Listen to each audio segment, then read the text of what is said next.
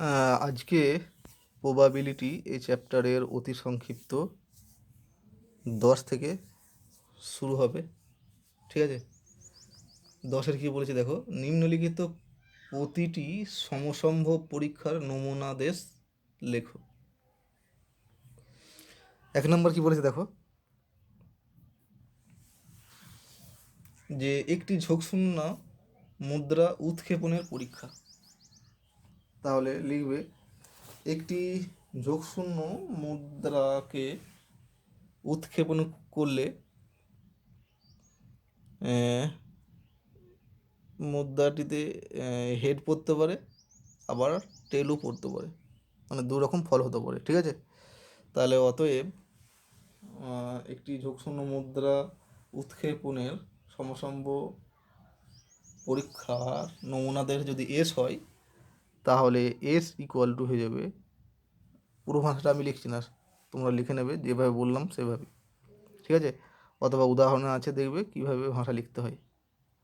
উদাহরণগুলো কিন্তু একটু দেখবে, সব উদাহরণগুলোকে দেখতে হবে। তাহলে একটি মুদ্রা যখন উৎক্ষেপণ করব, তাহলে নমুনা দেশ বা স্যাম্পল স্পেস হয়ে যাবে একটা এইচ পড়তে পারে, কমা দিয়ে টি, দুটো স্যাম্পল পয়েন্ট থাকবে। ঠিক আছে, নমুনা বিন্দু দুটো হবে। 2 নম্বর কী হবে, 2 নম্বরটা কী বলেছে, দুটি ঝোঁকশূন্য মুদ্রা উৎক্ষেপণের পরীক্ষা। তাহলে দুটো ঝোঁকশূন্য মুদ্রা উৎক্ষেপণ করলে প্রথমটাই হেড পড়তে পারে অথবা টেল পড়তে পারে, মানে দুরকম ফল হতে পারে। এখন এই দুরকম উপায়ের প্রতি উপায়ের জন্য দ্বিতীয়টাতে কিন্তু দুরকমভাবে ফল হতে পারে।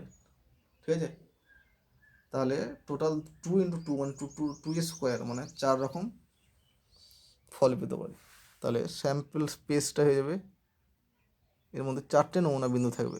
তাহলে দুটোতেই হেড, একটাতে হেড একটাতে টেল, মানে প্রথমে হেড দ্বিতীয় টেল, অথবা প্রথমে টেল দ্বিতীয় হেড, অথবা দুটোতেই টেল। এই 4 রকমের বেশি কিন্তু ফল পাওয়া যাবে না। ঠিক আছে, এবার যে 3টে মুদ্রা হয় 2⁻³ মানে 8টা নমুনা বিন্দু থাকবে। ঠিক আছে,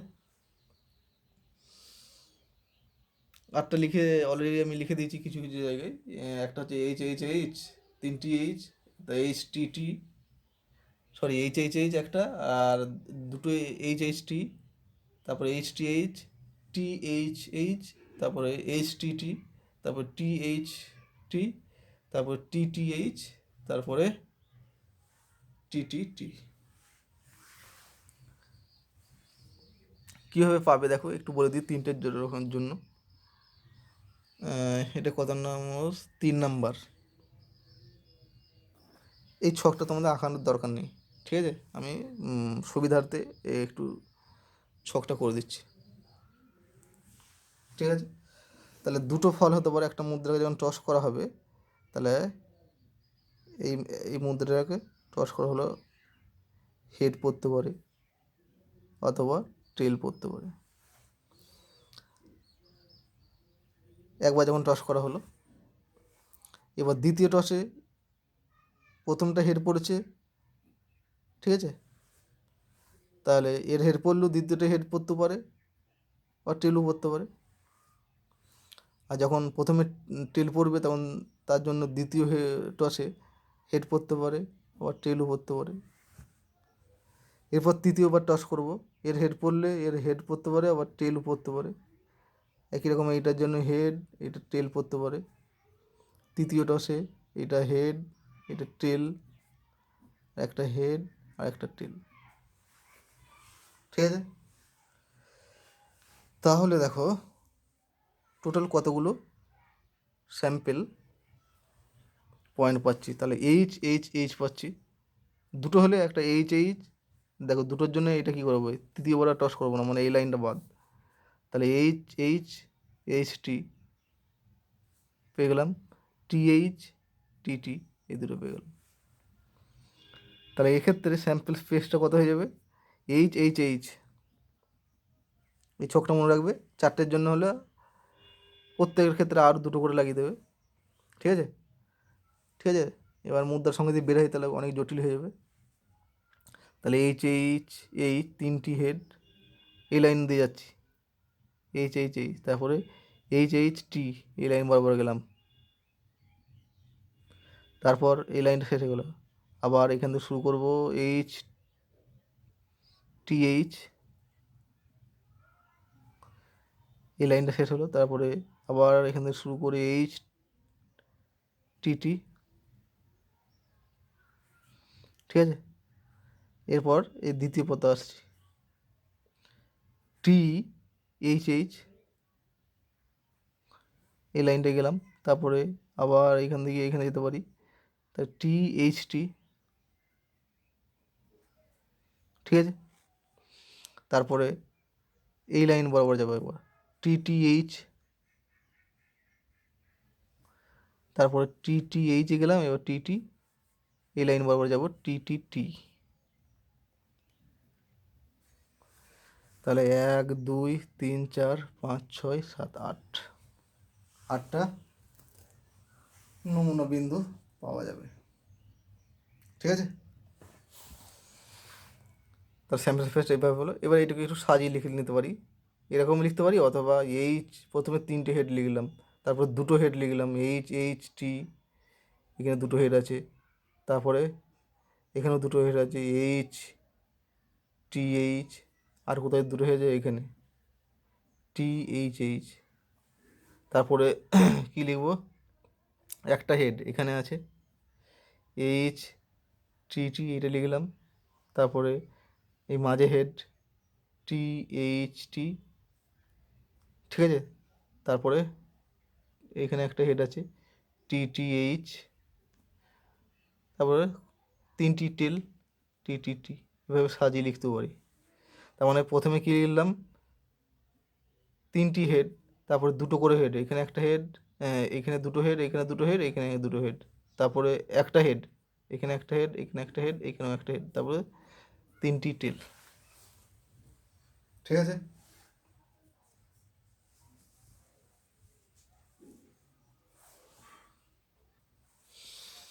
এবার কি বলেছে দেখো,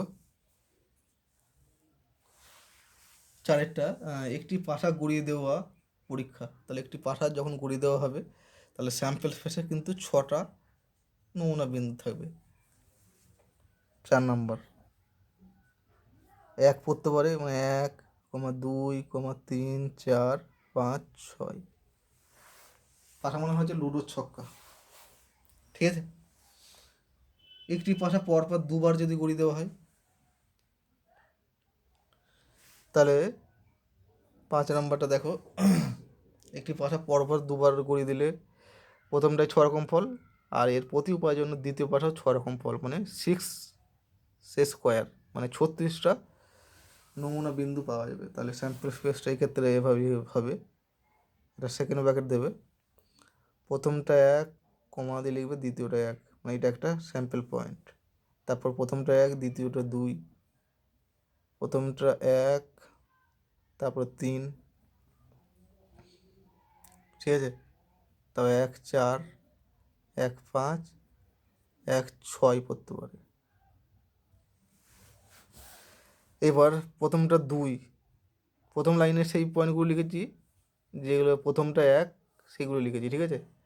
এবার 2, প্রথমটা 2, দ্বিতীয়টা 1 পড়তে পারে, মানে এটার উল্টো, প্রথমটা এটা 1, প্রথমটা 1, দ্বিতীয়টা 2, এটা হচ্ছে প্রথমটা 2, দ্বিতীয়টা 1, দুটোই 2 পড়তে পারে, 2 2, 2 3 পড়তে পারে, ঠিক আছে, 2 4 পড়তে পারে, 2 5 পড়তে পারে, 2 6 পড়তে পারে, এরকম করে আরও হবে, আর লিখছি না। 3 1, 3 2, 3 3, 3 4, 3 5, 3 6, আরও কতগুলো লাইন আছে, শেষে হয়ে যাবে, শেষের লাইনটা শুধু লিখছি, প্রথমটা 6, দ্বিতীয়টা 1, মানে 6 1, এটার উল্টোটা আর কি। তারপরে 6 2, 6 3, 6 4, 6 5, আর 6 6, ঠিক আছে। এই 36টা নমুনা বিন্দু থাকবে প্রত্যেকটা লাইনে। দেখো এখানে রো আছে 6টা রো, 1 2, আর মাঝের রোগুলো দেখায়নি, শেষের রোটা দেখেছি। তাহলে এক একটা রোতে কিন্তু নমুনা বিন্দু আছে 1 2 3 4 5 6টা করে, তাহলে 6টা রোতে 36টা নমুনা বিন্দু আছে। ঠিক আছে, এভাবে মনে রাখার সুবিধার জন্য আমি প্রথম রোতে 6টা, তারপরে 6টা এরকম করে, দ্বিতীয় রোতে 6টা এরকম করে, তৃতীয় 6টা লিখিনি পরপর, শেষ রোতে 6টা আমি দেখেছি। তোমরা কিন্তু এই পরপর লিখে দিতে পারো, 1 থেকে 1 1 1 2 1 3 1 4 1 5 1 6, তারপরে 2 1 এর পরে লিখতে পারো 2 2। ঠিক আছে, আমি এটা বোঝার সুবিধা হবে বলে আমি এভাবে লিখে দিলাম।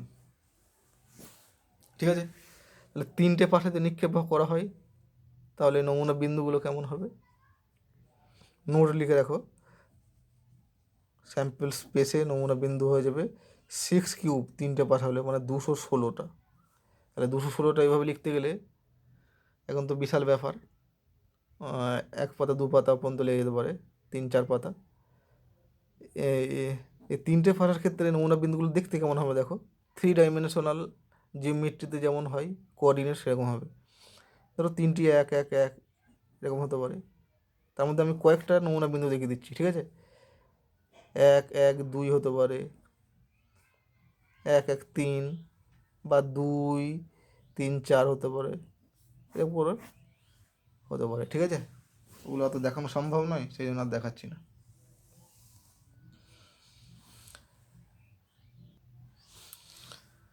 এরপর দেখো 6 নম্বর।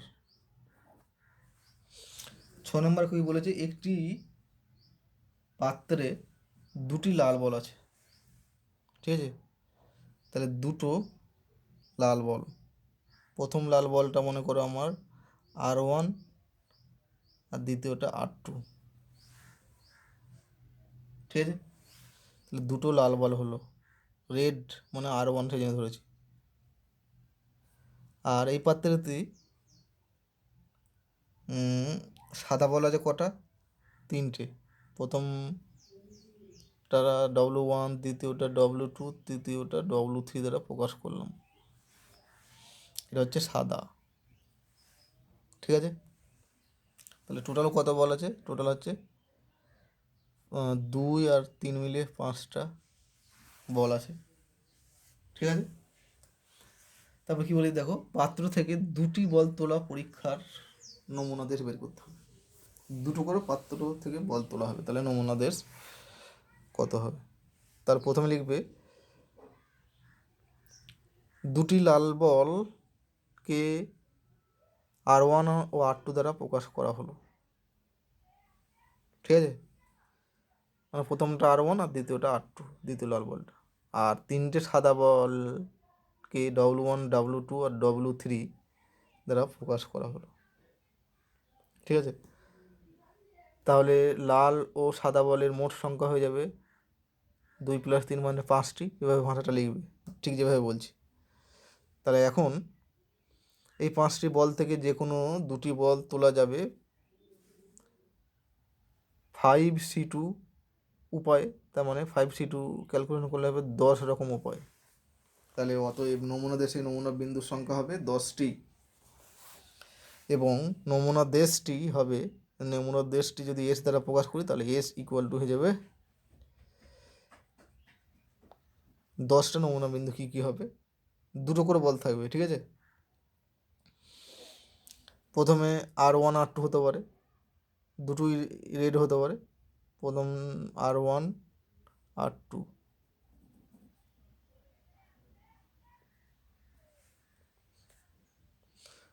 ঠিক আছে, মানে দুটোই রেড, তারপরে একটা রেড দ্বিতীয়টা সাদা, তারপর R1 দ্বিতীয়টাও সাদা, মানে দ্বিতীয় সাদা আর কি, এখানে এটা প্রথম সাদা, এটা দ্বিতীয় সাদা। তারপর R1 R3 হতে পারে, কত রকমভাবে নির্বাচন করা যায় দেখো, R1 R3।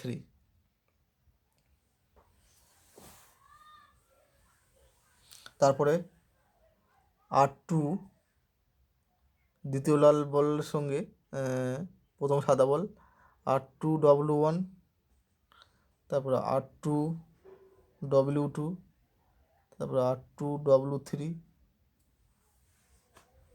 হলো।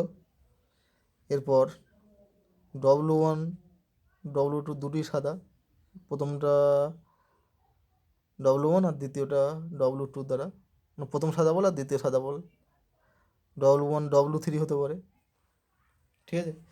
আর কি হতে পারে W2 W3, এই টোটাল 10 রকম থাকবে, ঠিক আছে। 1 2 3 4 5 6 7 8 9 10টা দেখো নমুনা বিন্দু হয়ে গেছে, ঠিক আছে। এভাবে বের করতে হয়। এরপরে 7 নাম্বার কি বলেছে দেখো ভালো করে পড়ো। একটি মুদ্রা উৎক্ষেপণের পরীক্ষা যতক্ষণ না টেল পড়ে। পরীক্ষাটা কি, র্যান্ডম এক্সপেরিমেন্ট বা সমসম পরীক্ষাটা হচ্ছে একটা মুদ্রাকে টস করব যতক্ষণ না পর্যন্ত টেল পড়ে, ঠিক আছে। এটা হচ্ছে সমসম্ভব পরীক্ষা। তাহলে অ্যান্সারটা কী হবে, সমসম পরীক্ষার নমুনা দেশ কত হবে। তাহলে নমুনা দেশকে যদি এস দ্বারা প্রকাশ করি তাহলে এসটা কী হয়ে যাবে, মানে কোনো একটা মুদ্রাকে টস করা হলো, প্রথমেই যদি টেল পড়ে তাহলে পরীক্ষাটা শেষ, ঠিক আছে। তাহলে টি শুধু একটা নমুনা বিন্দু হতে পারে যতক্ষণ না পর্যন্ত টেল পড়ে, মানে টেল পড়লেই কিন্তু ঘটনাটা শেষ হয়ে যাবে, পরীক্ষাটা শেষ হয়ে যাবে।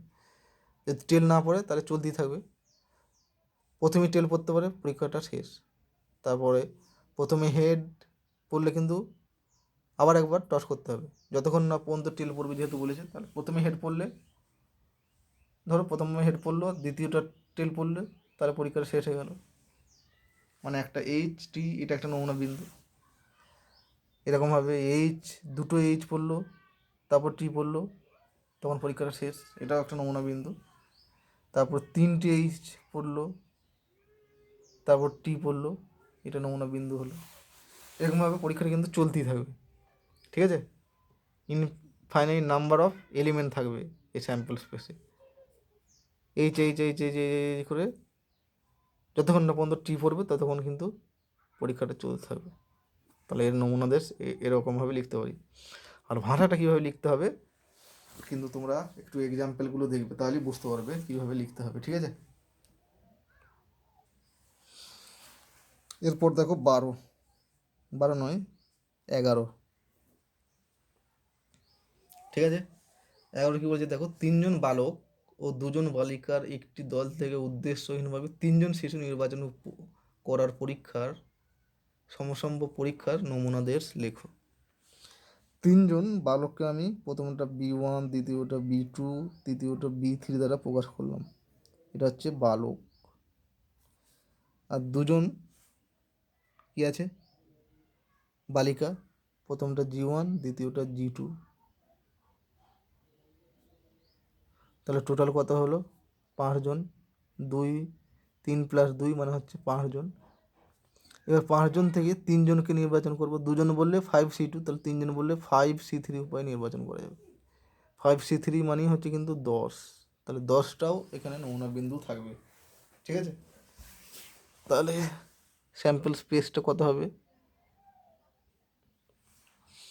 স্যাম্পল স্পেসটা হবে দেখো B1, B2, B3 হতে পারে, 3টি বয়েজ হতে পারে,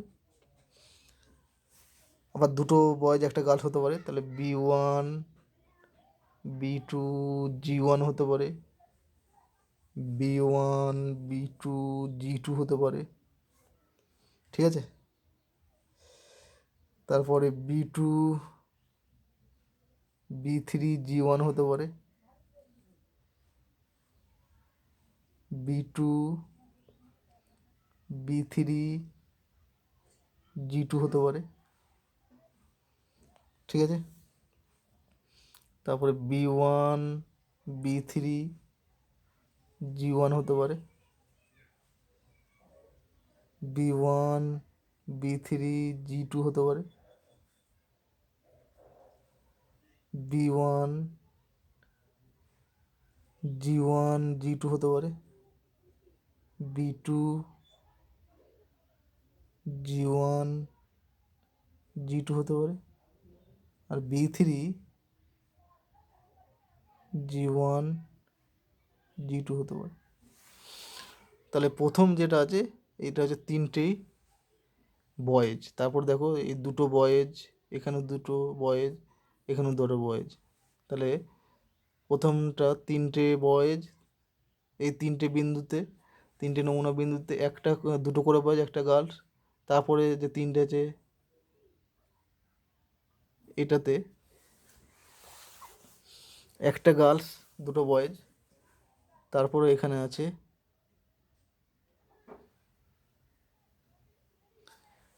একটা বয়েজ, দুটো গার্লস,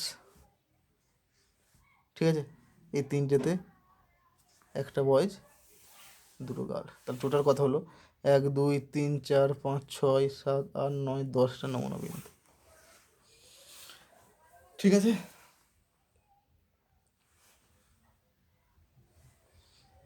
এরপর 12টা কি বলেছে দেখো, একটি ঝোঁকশূন্য মুদ্রা টস করা হলো।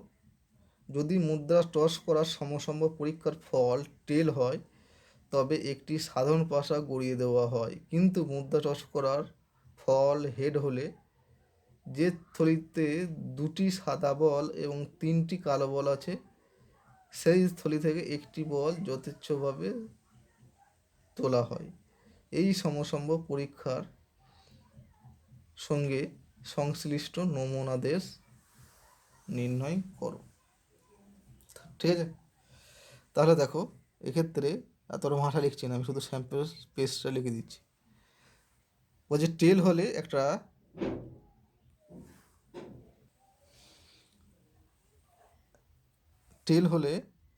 একটা পাশাকে ছুঁড়ে দেওয়া হবে, ঠিক আছে। মানে যদি টেল হয় তাহলে একটা পাশা ছুঁড়ে দেবে, তার মানে নমুনা দেশে একটা নমুনা বিন্দু হয়ে যাবে টি, একটা পাশাকে ছেড়ে দিলে 1 হতে পারে, আবার T2 হতে পারে, T3 হতে পারে, T4, T5, T6, ঠিক আছে। এটা হচ্ছে টেল পড়লে। এবার কি বলেছে যে হেড পড়লে কি হবে, কিন্তু পাশা ছুড়বে না। তাহলে হেডের জন্য কি হবে দেখো, যদি হেড পড়ে কি বলেছে, তখন হেড পড়লে যে থলিতে দুটি সাদা বলকে W1 আর W2 দ্বারা প্রকাশ করছি, আর তিনটি কালো বলকে B1 B2 আর B3 দ্বারা কিন্তু প্রকাশ করছি। এটা পাশে লিখে নিলাম, ভাষাটা আমি লিখছি না, তোমরা লিখে নেবে। তো এবার হেড পড়লে এই থলি থেকে একটা বল তোলা হবে, একটা করে বল। তাহলে যখন হেড পড়বে তখন একটা বল তোলা যাবে করকমভাবে, হয় W1 5 রকমভাবে তোলা যাবে। এইচ যেমন পড়বে, হেড পড়লে তখন W1 একটা নমুনা বিন্দু, এইচ W2 আর একটা নমুনা বিন্দু, এইচ B1 একটা নমুনা বিন্দু, এইচ B2 আর একটা নমুনা বিন্দু, এইচ B3, এত রকম নমুনা বিন্দু হতে পারে এইচের জন্য, আর টি এর জন্য এরকম, ঠিক আছে। তাহলে এটাই হচ্ছে স্যাম্পল স্পেস। এভাবে স্যাম্পল স্পেস বের করতে হয়। এরপর আসছি কত 13 দাগের। 13 দাগে কী বলে দেখো, একটি সাধারণ ছক্কা গড়িয়ে দেওয়া হলো। যদি ছক্কায় বিজোড় অঙ্ক পড়ে তবে একটি ঝোঁকশূন্য মুদ্রার একবার টস করা হবে, কিন্তু ছক্কায় যদি জোড় অঙ্ক পড়ে তাহলে ঝোঁকশূন্য মুদ্রাটি দুবার টস করা হয়। এই সমসম্ভব পরীক্ষার সঙ্গে সংশ্লিষ্ট নমুনাদেশ লিখো। যত পরের দিকে যাচ্ছে কিন্তু অত জটিল হয়ে যাচ্ছে নমুনা দেশটা বের করা। দেখো 13টা কী বলেছে, এক্ষেত্রে নমুনা দেশ এসটা হয়ে যাবে, একটি সাধারণ ছক্কা গুঁড়ে দিলে 6 রকম ফল হতে পারে, তার মধ্যে 3টি জোড় আর 3টি বিজোড় আছে। তারা বলছে বিজোড় হলে কী হবে দেখো, 1 মানে বিজোড়, 1 পড়তে পারে, 3 পড়তে পারে আর 5 পড়তে পারে বিজোড় হলে। তাহলে বিজোড় হলে একটি ঝোঁকশূন্য মুদ্রা একবার টস করা হবে। যদি বিজোড় পড়ে মানে 1 পড়ে অথবা 3 পড়ে অথবা 5 পড়ে, তাহলে একটা ঝোঁকশূন্য মুদ্রাকে একবার টস করা হবে। তাহলে এইচে ওয়ানের জন্য যখন ওয়ান পড়বে তখন আবার একটা মুদ্রা টস করব, হেড হতে পারে, ঠিক আছে। তাহলে ওয়ানের জন্য আবার টেল হতে পারে, দুরকম হতে পারে। এটা হচ্ছে দুটো নমুনা বিন্দু পেলাম। একই রকম তিন একটা বিজোড়, তাহলে তিনের জন্য আবার হেড হতে পারে। বিজোড় পলি একটা সাধারণ পাশাকে ছোড়া হবে, ঠিক আছে। তাই তিন, না বিজোড় পলি একটা মুদ্রা টস করা হবে, একবার টস করা হবে, তাহলে 3T হয়ে গেল। একই রকমভাবে 5H হতে পারে, ঠিক আছে, আর 5T হতে পারে। এটা হলো বিজোড়ের জন্য। এরপর কি বলেছে, দুবার টস করা হলো, সরি, এবার যখন ওই পাশা ছোড়ার পরে যখন বিজোড় জোড় অঙ্ক পড়ে, মানে 2 পরে অথবা 4 পরে অথবা 6 পরে, তখন কি করা হবে, দুবার করে টস করা হবে একটা ঝুকশূন্য মুদ্রাকে। তার মানে 2 পড়লে দুবার টস করলে কি কি হতে পারে, 2H, এটা নমুনা বিন্দু TH, T, 2TH আর 2TT। 2-এর জন্য 4 রকম ফল পেলাম। একই রকম 4-এর জন্য 4 রকম ফল পাবো। দেখো এটা পরপর আমি লিখে দিচ্ছি, 4HH, 4HT,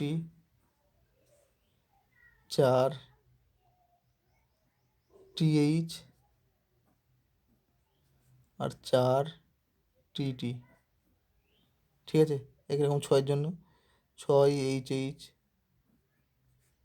6HT, 6TH আর 6TT। স্যাম্পল স্পেসে এতগুলো নমুনা বিন্দু থাকবে। 14 কি বলেছে দেখো, একটি থলিতে একটি লাল বল এবং 3টি একই ধরনের সাদা বল আছে।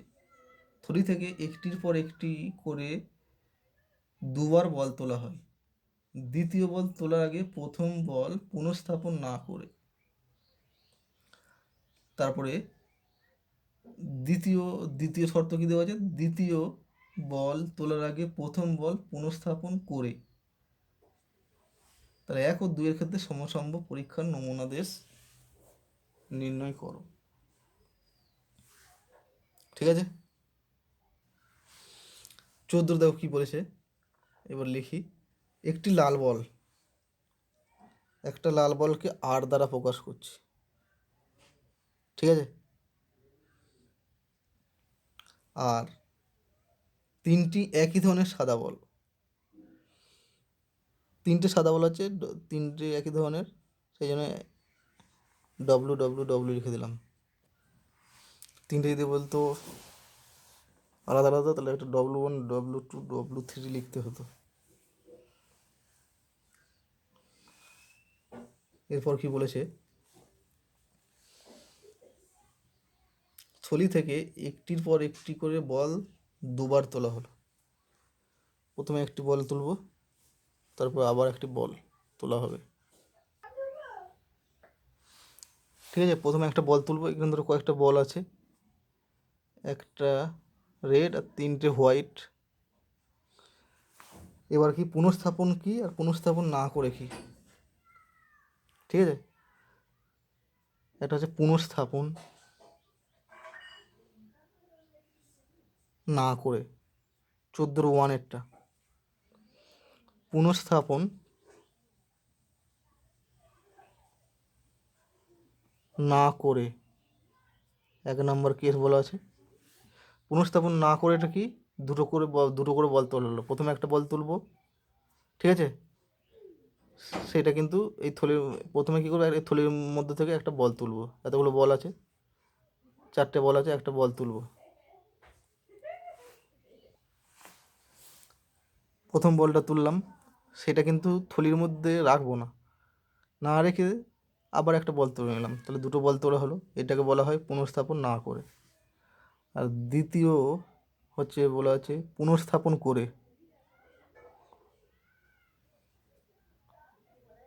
এই ব্যাপারটা কি, চারটে বল আছে, একটা বল তুলে নিলাম, সেইটা আবার থলিতে রেখে দিলাম, দিয়ে আর একটা বল তুললাম।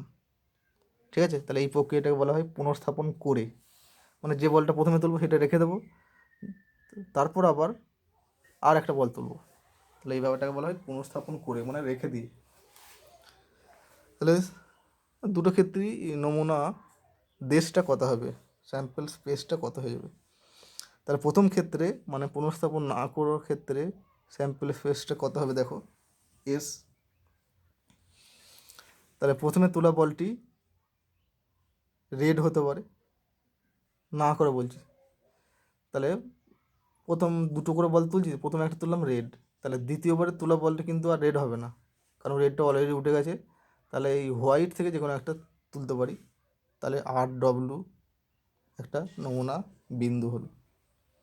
ঠিক আছে, আবার এইটা একরকমভাবে হলো। আবার যদি প্রথমে তোলা বলটি W1 হতে পারে, এটা তুললাম, আর একটা বল যদি তুলি তাহলে দ্বিতীয়টা রেড হতে পারে, এটা একটা নমুনা বিন্দু হলো। এরপর প্রথমটা W যদি হয়, ঠিক আছে,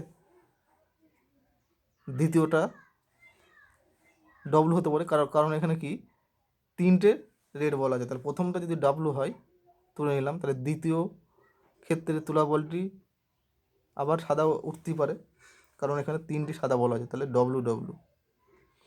এই তিনটে নমুনা বিন্দু থাকবে, কিন্তু প্রথমটা রেড হলে দ্বিতীয় ক্ষেত্রে আর রেড হওয়ার কোনো চান্স নেই। ঠিক আছে, পুনঃস্থাপন না হওয়ার ক্ষেত্রে, সেই জন্য RW একটা হবে, কিন্তু WW এটা একটা, RW হবে, আর WW হয়ে যাবে। ঠিক আছে, আরটা হবে না, কারণ এখানে একটাই রেড বল আছে, তাহলে একটা বল তুললে দ্বিতীয় ক্ষেত্রে আর রেড বল থাকছে না, সেই জন্য আরটা আর হবে না। ঠিক আছে, পুনঃস্থাপন না করার ক্ষেত্রে। কিন্তু দ্বিতীয় ক্ষেত্রে যখন পুনঃস্থাপন করার ক্ষেত্রে তখন কী হবে, স্যাম্পল স্পেসটা একটু চেঞ্জ হবে। দেখো, তাহলে প্রথমে দেখো রেড বল তুললাম, ঠিক আছে, সেই রেড বলটা আবার এখানে রেখে দিলাম, তাহলে দ্বিতীয়টাও রেড হতে পারে, মানে আরটা এখানে থাকবে, একটা স্যাম্পল পয়েন্ট। তাহলে হলো একটা স্যাম্পল পয়েন্ট। তারপরে আর একটা কেস করতে পারে যে প্রথমটা রেড, দ্বিতীয়টা হোয়াইট হতে পারে, প্রথমটা হোয়াইট ওটা রেখে দিলাম, দ্বিতীয়টা রেড হতে পারে। ঠিক আছে, মানে WR হতে পারে, আর দুটোই WW হতে পারে। তাহলে দেখো যখন রেখে দিচ্ছি এখানে একটা থাকলো, কিন্তু দ্বিতীয়টাও আবার আর হতে পারে, প্রথমটা আর হলে যখন রেখে দেবো আবার দ্বিতীয়টা আর হতে পারে, সেই জন্য আরটা এখানে থাকবে। তাহলে দ্বিতীয় ক্ষেত্রের স্যাম্পেল স্পেসটা এটা হয়ে যাবে RW প্রথম ক্ষেত্রে মানে পুনঃস্থাপন না করার ক্ষেত্রে RW। ঠিক আছে, ব্যাপারটা বোঝা গেছে। এরপর দেখো 16টা কি বলেছে, একটি ঝোঁকশূন্য মুদ্রা টস করা হলো, মুদ্রা টস করে হেড পড়লে একটি সাধারণ পাশা ছোড়া হবে, যদি পাশায় জোর অঙ্ক পড়ে তবে পাশাটি আবার ছোড়া হবে। ঠিক আছে, প্রশ্নের সমসম্ভব পরীক্ষার সঙ্গে সংশ্লিষ্ট নমুনা দেশ নির্ণয় করো। তাহলে কি দেখো, এক্ষেত্রে নমুনা দেশ এসটা হয়ে যাবে, প্রথমে কি বলেছে, একটি মুদ্রা টস করা হলো, মুদ্রা টস করে হেড পড়লে একটি সাধারণ পাশা ছোড়া হবে। ঠিক আছে, আর যদি পাশায় জোর অঙ্ক পড়ে তবে পাশাটি আবার ছোড়া হবে, এরভাবে পরীক্ষাটা করতে হবে। তাহলে প্রথমে টেল পড়লে কিছু বলা নেই, মানে টেল পড়লে কিন্তু পরীক্ষাটা শেষ। প্রথমে যদি টেল পড়ে তাহলে পরীক্ষাটা শেষ, প্রথমে টেল পড়লো পরীক্ষা শেষ হয়ে গেলো। প্রথমে যদি হেড পড়ে তাহলে কিন্তু একটা সাধারণ প্রসাদ ছোড়া হলো, আবার সাধারণ প্রসাদ যদি জোর অঙ্ক পড়ে তবে পাশাটি আবার ছোড়া হবে। তার মানে পাশা যদি বিজোড় অঙ্ক পড়ে তাহলে কিছু বলা নেই, তার মানে বিজোড় অঙ্ক হলে পরীক্ষাটা শেষ। তাহলে H1 পড়লে পরীক্ষাটা শেষ, H3 পড়লেও পরীক্ষাটা শেষ, H5 পড়লেও পরীক্ষাটা শেষ। ঠিক আছে, এরপর কি, এবারে যদি বিজোড় অঙ্ক পড়ে, এই হেড পড়ার পর বিজোড় পড়লে পরীক্ষার হেড, এবার জোর পড়লে আবার ছড়াবে বলেছে, ঠিক আছে। তাহলে যদি এইচ পড়ার পর জোর পড়ে তাহলে আবার ছড়াবে, মানে আবার এক পড়তে পারে, এইচ টু টু হতে পারে, এইচ 2 3 হতে পারে, এরকম করে H2 4, H2 5, H2 6, এটা হলো 2 এর জন্য, এইচের পর 2 এর জন্য। তারপর এইচের পর যদি 4 পড়ে একই রকম হবে, H4 2, H4, সরি 2 নয়, 1 থেকে শুরু হবে, H4 1, H4 2, এইচ জোর পড়লে আবার 3 হতে পারে, ঠিক আছে।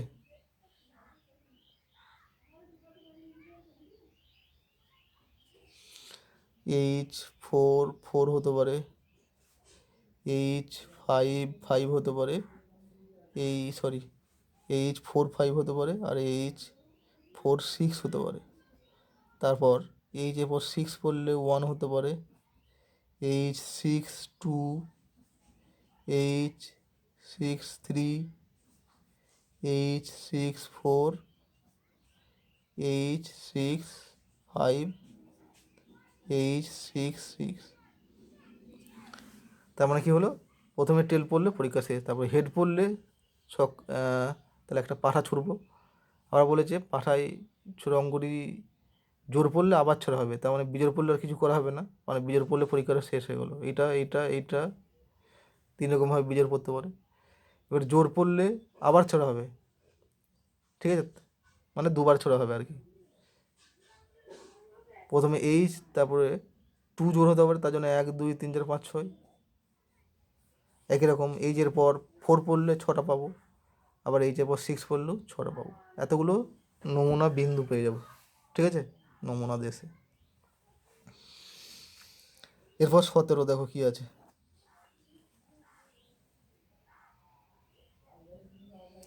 একটি থলিতে একটি সাদা বল ও একটি লাল বল আছে। থলি থেকে উদ্দেশ্যহীনভাবে একটি বল তোলা হলো। থলি থেকে তোলা বলটি সাদা হয়। যদি থলি থেকে তোলা বলটি সাদা হয় তবে বলটি থলিতে পুনঃস্থাপন করে আবার একটি বল তোলা হলো। কিন্তু প্রথমে তোলা বলটি লাল হলে একটি সাধারণ পাশা গুঁড়িয়ে দেওয়া হয়। প্রশ্নের সঙ্গে সম্পর্কিত সমসম্ভব পরীক্ষার নমুনা দেশ নির্ণয় করো, ঠিক আছে। 17 দেখো তাহলে, একটি থলিতে কী আছে, ধরো এই থলিটাই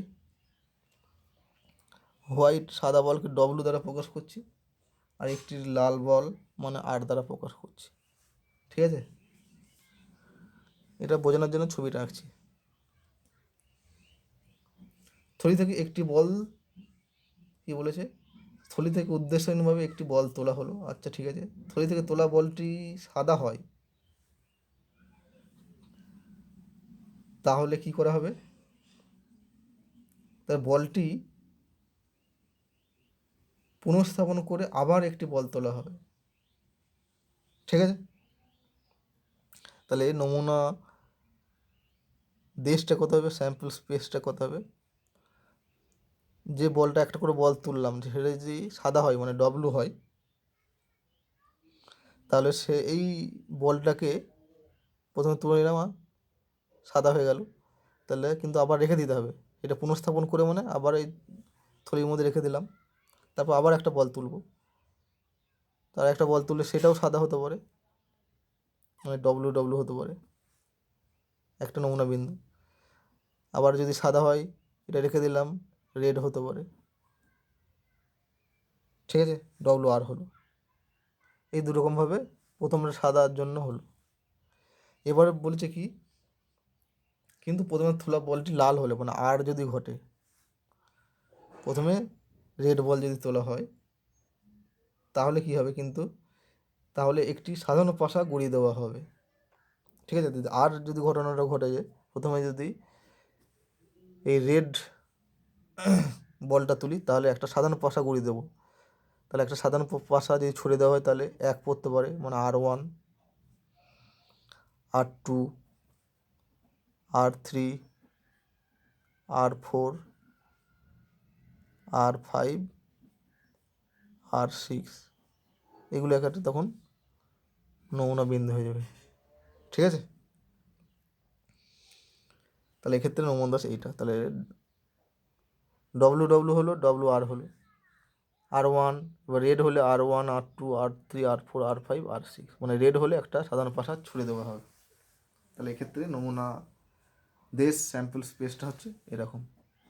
ঠিক আছে, এইভাবে স্যাম্পল স্পেস বের করা দেখিয়ে দিলাম, আশা করি বুঝতে পারা গেছে। আর ভাষাগুলো তোমরা কিন্তু বইয়ের উদাহরণগুলো দেখবে কীভাবে ভাষাটা দেওয়া আছে, সেভাবেই ভাষাটা ব্যবহার করবে।